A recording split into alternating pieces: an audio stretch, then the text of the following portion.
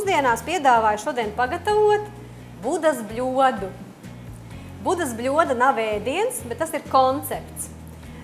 Respektīvi, tas koncepts nozīmē to, ka mēs vienā bļodiņā saliekam iekšā visu to, kas mums šajā brīdī ir vai nu pieejams, vai nu tas, kas mums super garšo, vai nu to, kas mums liekas ļoti nepieciešams tajā mirklī vai tajā dzīves periodā. Ko mēs darīsim? Mums šoreiz budas bļoda sastāvēs no dārzeņiem, vistas gaļas, olām pamatā. Lai mēs to visu varētu sākt darīt, pirmais, ko mēs izdarīsim, mēs uzjauksim mērcīti. Es pati to daru pavisam ļoti vienkāršā veidā. Es paņemu vienkāršu stikla burciņu. Stikla burciņā sajaucu visas mērces sastāvdaļas. Šoreiz tā būs eļļa, olīveļļa, ekstra virģina olīveļļa, tātad pirmā spieduma olīveļļa. Ja man patīk teikt par šo olīveļļu, tā ir olīvu suliņa. Pats pirmais, kas nāk ārā saspiežot augstajā presē olīvu, tur iznāk ārā olīvu suliņa. Otra lieta, ko es izmantošu, būs sojas mērce. Es esmu izvēlējusies ar samazinātu sāls daudzumu sojas mērci un dabīgi raudzētu sojas mērci. Pērkot veikalā sojas mērci, notiek pievēršat uzmanību šim apstāklim. Mēģināt atrast uz iepakojuma uzrakstu, kad produkts ir dabīgi raudzēts. Jo, principā, tas ir fermentēts produkts, kas satur ļoti daudz arī labās baktērijas, par ko jūsu zarnu mikroflora būs stāvā sajūsmā. Pievienošu mazliet klāt arī balzamiko etiķīti, bet tikpat labi tā varētu būt arī citronu sula, kaut ko mazlietiņ skābumiņam un saldumiņam. Un pielikšu mazliet sinepītes. Pavisam nedaudz. Un tad kūšanas procesā skatīsimies, kas mums tur sanāk. Vārds sakot, dabīgais organiskais blenders, bez skaņas, lai nevienam netraucētu, mēs uzkuļam sev mērcīti. Ja mēs gribētu mērci taisīt salātiem, tad noteikti vajadzētu domāt par to, lai tas gala rezultāts mums būtu ļoti vīgs, tāds diezgan daudz iebiezināts. Tad, ja grib tādā veidā gatavot mērci, tad eļļa ir tas produkts, kas jāliek pēdējais. Bet šoreiz mēs uz to neiespringsim, mums ir ātrās pusdienas, tāpēc mēs pagatavosim kaut ko ļoti ātri. Un kā jau viss ir jāpagaršo. Lai mēs galīgi greizi nenolaižam, ja? Es domāju, būs labi. Tātad mērce mums ir gatava. Nākošais, ko mēs darīsim, mēs sagriezīsim vistas gaļiņu. Vistas gaļiņa pirms tam ir novārīta. Tikpat labi viņu var arī tvaicēt. Vai cept cepeškrāsnī, vai pārgriezt šķērsām uz pusēm un cept pannā. Principā gatavošanas veidam nav nozīme.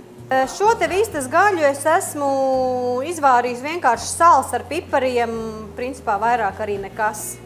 Ja mājās ir kāds selerijas kāds aizķēries leduskapī, vai kāds burkāna galiņš, vai ir cilvēki, kas, piemēram, gatavojot kaut ko no dārzeņiem, visus tos galiņus, visas miziņas, visus saliek skaisti saldējumam, saldēšanai paredzētajā maisiņā un sasaldē saldētavā, tad atliek tikai izņemt maisiņu, pielikt ūdenim un jums ir buljons, brīnišķīgs dārzeņu buljons gatavs uz līdzenas vietas. Tātad pirmo, ko mēs liksim, tā būs vistas gaļa. Tālāk mēs liksim klāt svaigas salāta lapas. Šajā gadījumā es esmu izvēlējusies jau gatavās kombinētās salāta lapas. Piegriezīsim mazlietiņ arī ledus salātu. Man patīk ledus salāts dēļ viņa kraukšķīguma. Un ja mēs runājam par veselību, tad principā cilvēkiem kaut ko no kāpostveidīgajiem vajadzētu apēst mazliet pa drusciņai katru dienu.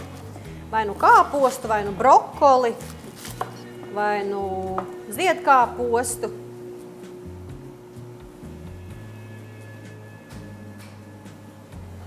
Višķi pa daudz es sagriezu, bet tas nekas. Tad nākamā lieta, ko mēs liksim klāt, būs cukīnī. Un cukīnī, lai mums viss pasākums būtu interesantāks, mēs viņu sagriezīsim tādās smalkās strēmelītēs. Es izmantoju tādu ļoti ērtu, uzparīgti, visiem pieejamu, lai mēs iegūtu tādas šķēlītes. Nu tādas. Ļoti ērti viņu izmantot.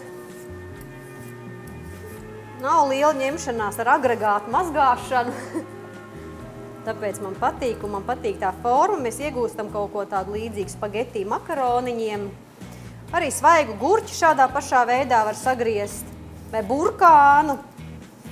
Ja mums vajag īpaši piedomāt pie krāsas un pie tekstūras, tad tiešām šis ir ļoti labs variants. Vienīgais tad ir jāizvēlās tas produkts tāds, kurā nav ļoti liela sēklotne. Nu tā, arī šis mums ir gatavs.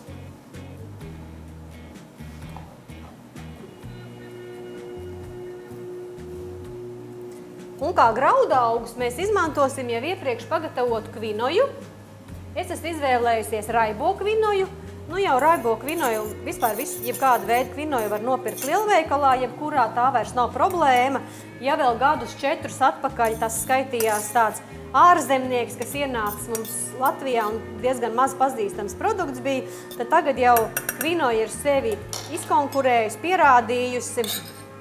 Un varētu pat teikt, ka ja vajadzētu visus graudaugus sarindot kaut kādā tādā vērtīguma un veselīguma rindiņā, tad kvinoja būtu vienā no pirmajām vietām, jo kvinojā ir ļoti labs olbaltuma daudzums, pie tam atkal jāuzsver pilnvērtīgs olbaltums, un kvinojā ir ļoti daudz dzels un ļoti daudz kalcijas.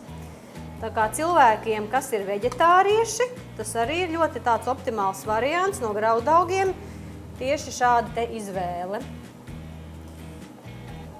Nu, lūk. Un skaistumam mums vēl pietrūks sarkanās krāsas. Un vēl viena lieta, kas mums šeit pietrūks, tas ir avokādo.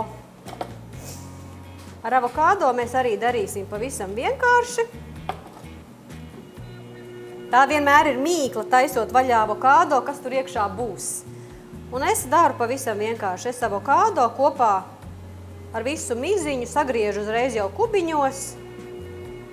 Varbūt es neizmantošu to pašu galiņu, kas ir mazlietiņa abrūnēt sācis. Es ņemšu ārā tā drusciņu šitā. Un mums ir jāizdomā avokādo vieta pietrūkst. Uz tā. Un mēs ieliksim iekšā arī avokādo.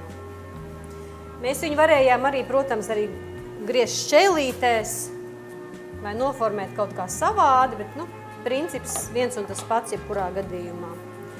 Un pāri mēs visam pārlejam mūsu sagatavoto mērcīti.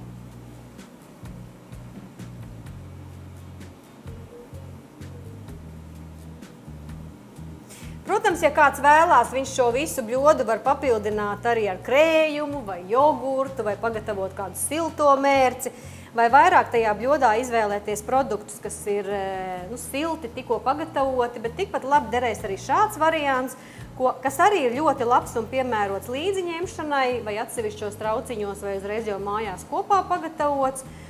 Un konkrēti šajā te bļodā, šādā te izpildījumā ir apmēram uz 450 kalorijām.